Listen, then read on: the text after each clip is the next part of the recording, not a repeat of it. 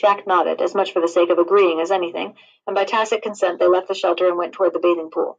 "And then," said Jack, "when I've had a bathe and something to eat, I'll just trek over to the other side of the mountain and see if I can see any traces. Coming?"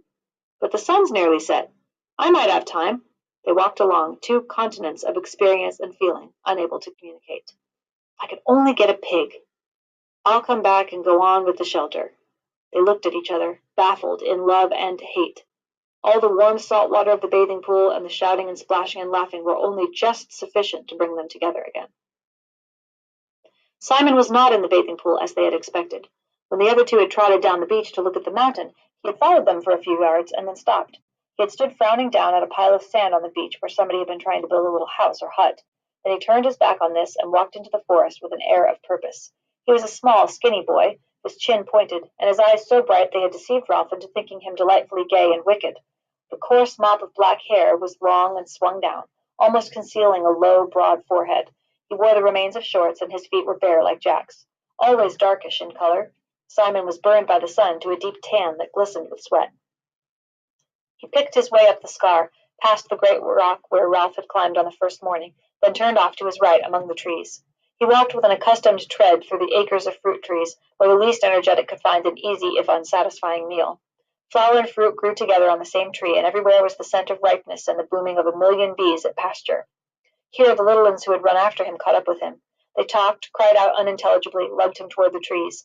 Then, amid the roar of bees in the afternoon sunlight, Simon found for them the fruit they could not reach, pulled off the choicest from up in the foliage, passed them back down to the endless outstretched hands. When he had satisfied them, he paused and looked round.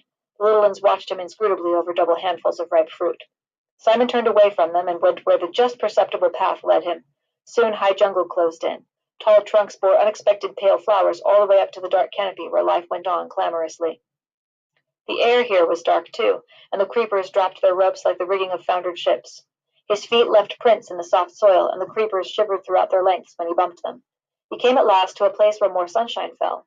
Since they had not so far to go for light, the creepers had woven a great mat that hung at the side of an open space in the jungle, for here a patch of rock came close to the surface and would not allow more than little plants and ferns to grow.